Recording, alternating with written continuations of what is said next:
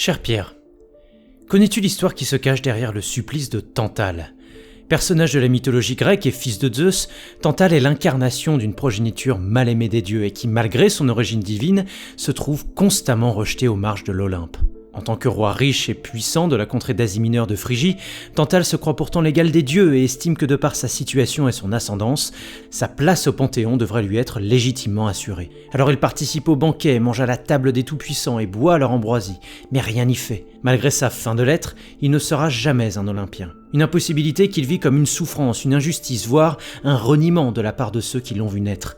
Et alors que la jalousie grandit dans le fort intérieur de notre personnage, celui-ci finit par multiplier les provocations, allant même jusqu'à donner en offrande aux dieux la chair de son propre fils, ce qui lui vaudra d'être envoyé au tartare des enfers pour l'éternité. Placé au milieu d'un fleuve et sous des arbres fruitiers, Tantale est alors condamné à mourir de soif et de faim. Le cours du fleuve s'assèche lorsqu'il se penche pour en boire, tandis que le vent éloigne les branches de l'arbre lorsqu'il tend la main pour en attraper les fruits. Alors Pierre, je me doute bien que si la paternité te titille un jour, tu ne donneras certainement pas ton enfant en sacrifice à Helmut Marko. De la même manière, il serait plus qu'exagéré de comparer Alpha Tauri aux enfers grecs. Mais pour le reste, je crois que tous te voient, toi-même compris, comme le Tantale de la Formule 1 actuelle. Un pilote qui désire ardemment quelque chose qui, dans ton cas, ne lui est plus accessible. Et alors que les portes de Red Bull Racing se sont à nouveau fermées pour toi, je tenais simplement à t'écrire cette petite lettre pour te demander, pour t'enjoindre, pour te supplier de ne jamais y retourner.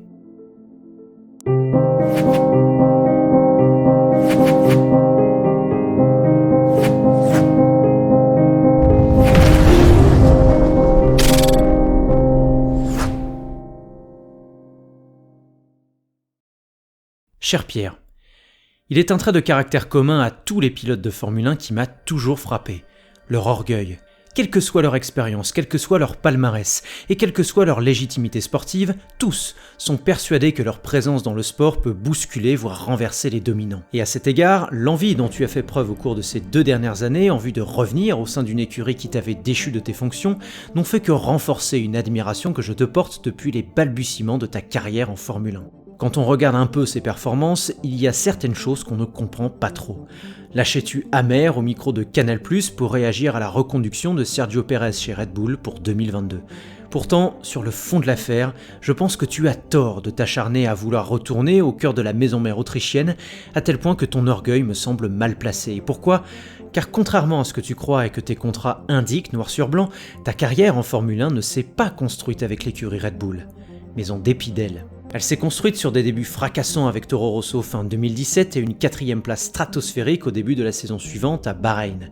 Elle s'est construite sur une domination sans partage sur un équipier néo-zélandais mésestimé, mais néanmoins prestigieux et auréolé de succès aux 24 heures du Mans. Et elle s'est construite sur un travail acharné avec les ingénieurs et les mécaniciens qui t'a permis de développer une réputation dithyrambique au sein du paddock du haut de tes 21 printemps de l'époque, jusqu'à l'annonce de ton arrivée chez l'écurie mère en août 2018. À ton premier cours et riche couplet chez Toro Rosso devait donc succéder à un premier refrain entraînant chez Red Bull. Pourtant, l'envolée lyrique n'a pas eu lieu.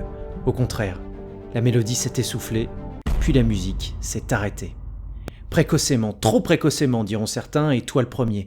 Perdu dans tes réglages, soumis à la loi du chouchou néerlandais et écrasé par la pression d'un management impitoyable, tu n'as fait que rater les notes de ta partition.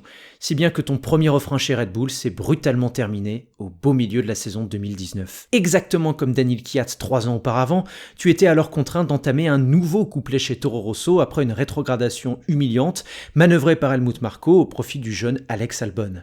Mais c'est en cette horrible rentrée 2019 à Spa-Francorchamps, au cours de laquelle tu rasais les murs face aux médias le vendredi avant de perdre l'un de tes amis les plus chers le samedi, que envers et contre tout, la musique a repris. Alors cette 9e place pour Toro Rosso peut paraître anodine pour beaucoup, et pourtant cette rage intérieure, cette adversité, ce professionnalisme dans des circonstances tragiques donnaient le ton pour la suite. En répondant sur la piste, tu avais alors signifié à tous que tu ne subirais pas la même fatalité que celle qu'avait vécue ton coéquipier russe de l'époque finalement parti aux oubliettes, et que ton destin en Formule 1 n'en était en réalité qu'à son commencement. Ce feu, tu l'as alors retrouvé immédiatement en écrasant ton voisin de garage, en signant un premier podium libérateur au Brésil, en humiliant tes successeurs chez Red Bull et surtout en reprenant les choses exactement là où tu les avais laissées chez Toro Rosso, afin de fédérer cette petite équipe autour de ta personne. La montée en puissance fut alors telle qu'en 2020, tu passais de la performance à la surperformance aux mains d'une monoplace moyenne, tout en consolidant ton statut de leader d'équipe. C'est pourquoi, aussi surprenant que cela puisse te paraître, ta victoire à Monza ne m'a surpris que par sa logique, car elle n'était que l'expression d'une ascension irrésistible et ininterrompue depuis ta descente aux enfers qu'on t'avait imposée et dans laquelle tu t'étais toi-même complu. Et en ayant de cesse que de confirmer ton exploit italien depuis par une constance phénoménale de tes performances, peut-être as-tu fini par t'apercevoir que ce retour chez Toro Rosso ou AlphaTauri n'était pas à l'amorce d'un deuxième couplet que l'on t'avait imposé de force, mais peut-être bien le refrain épique que tu aspirais à jouer dès le départ. À cet égard, Pierrot, pourquoi voudrais-tu retourner au sein de la prison Red Bull après tout ce que tu as construit et reconstruit sans relâche chez sa petite sœur ? Je suis peut-être naïf et ignorant en la matière, mais il me semble qu'il vaut mieux être le berger d'un troupeau aussi modeste soit-il, plutôt qu'un mouton perdu dans un bétail infini qui ne comprend guère et qui ne pourra jamais mener. Car que tu le veuilles ou non, Red Bull est l'écurie de Max Verstappen et de son pilotage. Alors comprends-moi bien, il ne s'agit pas là de m'aventurer dans une comparaison hasardeuse sur le talent intrinsèque de deux pilotes, mais plutôt de mettre en exergue un management parfois si extrême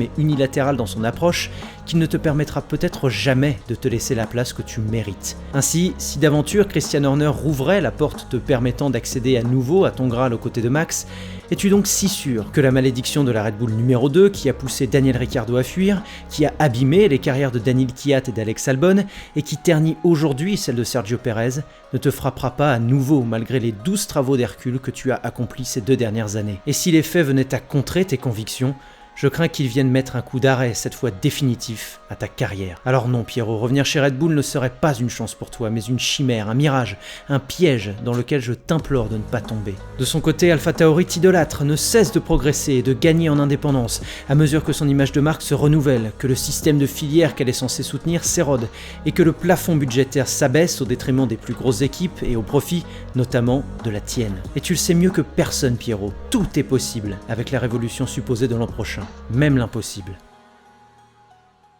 Cher Pierre, alors oui, tu te vis comme le Tantale de notre époque, mais tu te trompes. Ton jeune parcours en F1 ne fait que le souligner encore et encore. Ce que tu aspires ardemment à retrouver n'est qu'une illusion, car en devenant contre l'écurie Red Bull et non avec elle, l'un des pilotes les plus aboutis de ce plateau de fous furieux, tu as participé à vider le système de filière de sa substance tout en t'achetant une renommée étincelante. Non.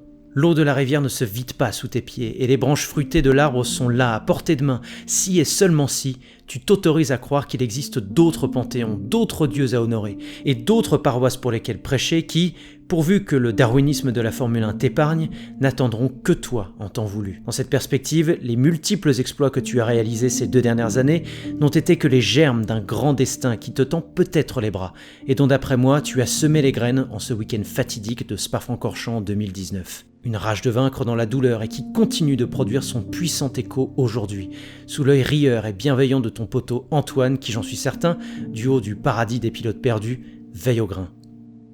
Alors Pierrot, on va l'embrasser ce destin ?